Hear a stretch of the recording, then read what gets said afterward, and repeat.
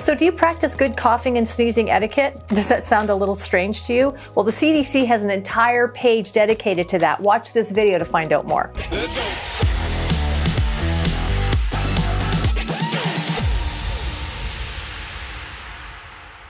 Hi there, Coach Tonya with Criticalbench, and I'm going to be talking about coughing and sneezing etiquette. Now that may sound a little strange or a little ridiculous in terms of a topic to make a video about, but the CDC actually has an entire page on their site dedicated to coughing and sneezing etiquette. So obviously, if they feel it's important to share information on appropriate and proper coughing and sneezing etiquette, then certainly it's something worth talking about. And considering, you know, right now, today it's, you know, we're the end of March, heading into April.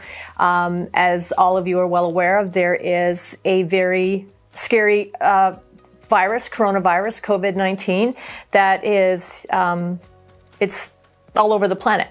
It started in China, and it seemed, you know, it's spreading and making its way around the globe. And it's causing a lot of fear, a lot of anxiety, a lot of questions about what people can do to protect themselves, to protect their loved ones.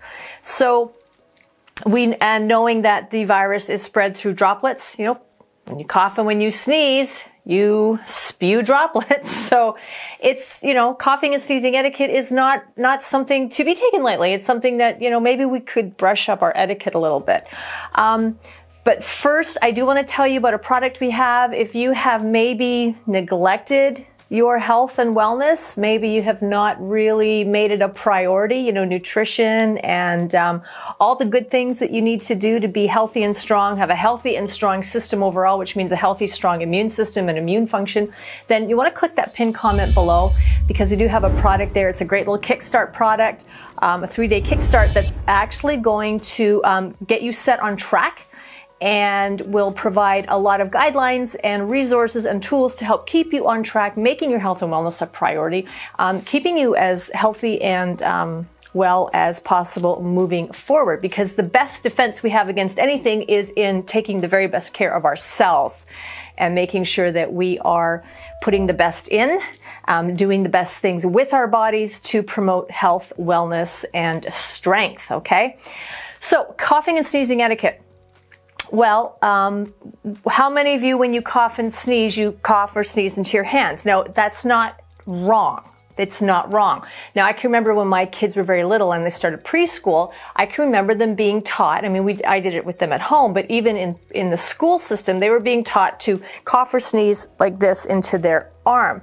Now, a lot of that probably has to do with the fact that little kids, you can tell them a million times a day to wash their hands, and they might do it twice, unless you take them to the bathroom, stand over them, and stand there with them while they wash their hands with soap and water, all right?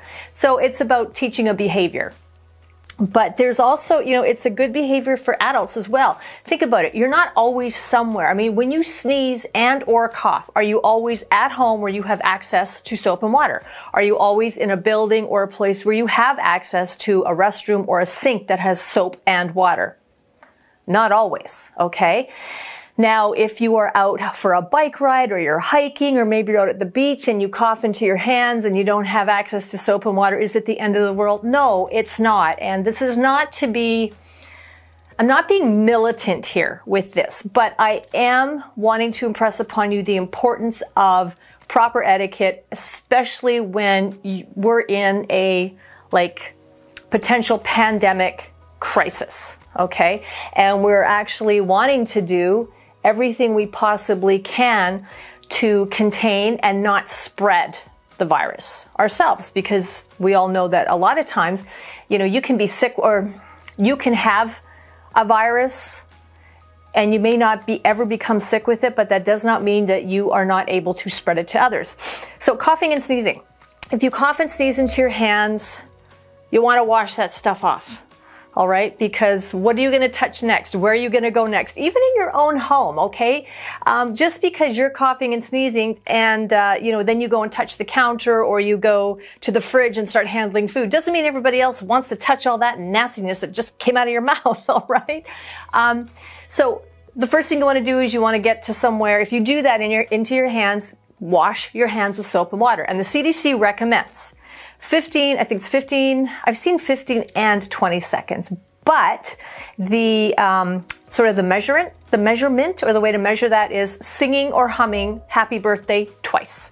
And that is considered adequate scrubbing time to remove any ick from your hands. So cough, sneeze, wash, sing happy birthday twice, dry your hands, good to go. Coughing and sneezing into your arm is actually ideal because we don't use this part of our body to handle much. You can't do anything with it. I can't make salad. I can't fold laundry. I'm not going to be touching anything or any surfaces really with this part of my body. So it's a great habit to get into so that when you are out and about and you're out and about with your family and you don't have access to a restroom or soap and water, it's okay. Now, of course, still out and about when you get home, the first thing you want to be doing is washing your hands. All right. Remember that happy birthday twice through. Now, I did have someone ask me, well, what about if I sneeze or cough into a tissue? I mean, it's not going into my hands, so isn't that good enough? Again, it's not wrong. It's not bad. But a lot of times tissues, have you ever coughed or sneezed so much or blown your nose that it kind of goes through the tissue? We don't want to talk about that, but you get a little bit of that on your hands. So tissues, while they can catch some of the droplets that come from when you sneeze and when you cough, they're not a fully effective barrier.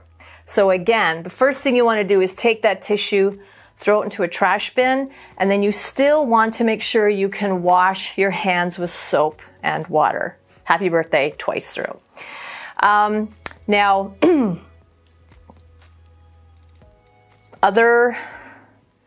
other things, if you are in the habit of, and I know lots of people, especially a lot of moms and dads that have little ones, walk around with little pocket size or travel sizes of hand sanitizer. So if you're out and about again, or even at home and you've got a cold or a cough and you find yourself, or like right now in Florida, the pollen is absolutely insane. I'm constantly sniffing. Most of us in the office here have had, at any given time a day where we're sneezing and sneezing and sneezing because the pollen is it's really intense right now and it's driving everybody crazy. So, a lot of moms and dads particularly get into the habit of carrying around little containers, little bottles of hand sanitizer, and those are great too. So, if you've just by habit, you cough into your hands, or you cough or sneeze into your hands, and your little ones do the same thing. You give them a squirt of hand sanitizer, and rub it all in. Everything's good to go. So it's not so much about, the coughing and sneezing etiquette is important because it's about what or how to behave or what to do, what actions to take following a cough and or sneeze to remove any viruses, any potentially harmful stuff from your hands, teaching your children to do the same thing as a means of doing our part to not spread a virus, okay? And right now with COVID-19, there's all kinds of, I don't want to call them rules, but very important precautions that people need to take and be much more aware of. We can't afford to be lackadaisical in our mindset and thinking about it, because this is a virus that can be extremely devastating. And you may feel well, and you may know very well that if you sneeze, it's because you have allergies to pollen. However, what if you're asymptomatic? It's possible. And what if you just happen to be even within 6 feet of distance, maybe you're out taking a walk and getting some sunshine, and you are having a sneezing attack because pollen is just driving you mad and it's in your nose and causing you to be itchy and sneezy and twitchy. The person and the people around you may not know that. So if they see you take out your hand sanitizer or they see you sneeze into your arm, they're going to breathe a little easier knowing that you're taking precautions to not, to do your part to not spread anything. So, like whoever would have thought that I would be doing a video talking about how to cough and sneeze or what to do thereafter. So again, though, the CDC does have a page on their website that talks all about this, why it's important, how it can help to contain the spread of a virus, And yeah, it's information that's worth sharing. It's information worth taking in. It's information worth doing something with. You know, they say knowledge is power. Knowledge is information, and what we do with it is powerful. And I think as we go through the next couple weeks here and we learn more about this virus and we learn more about ways that we can participate in being active, in not spreading, in helping with the containment issue, that's going to be very powerful on the whole with how we ride out the storm and what it looks like coming out. You know, when we look back and go, you know, we really did make a difference. Everybody coming together and doing their part and taking action and just taking logical steps to be smart in how we did things. So that's my little lesson on coughing and sneezing etiquette. Get used to, you know, get in the habit, teach your kids to do this, because again, kids, you can tell them a million times to wash their hands, but unless you're right there behind them, shadowing them, you don't always know, because they've got a lot of other important things on their mind, like playing. Okay.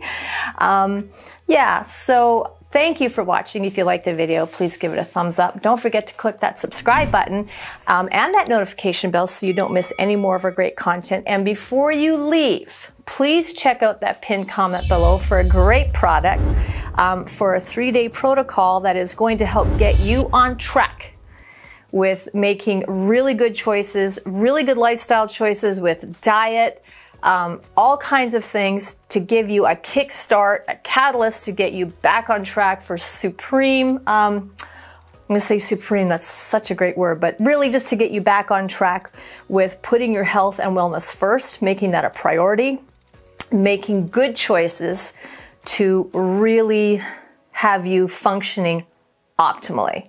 I'm Coach Tonya with Criticalbench. Thanks for watching. Talk to you soon.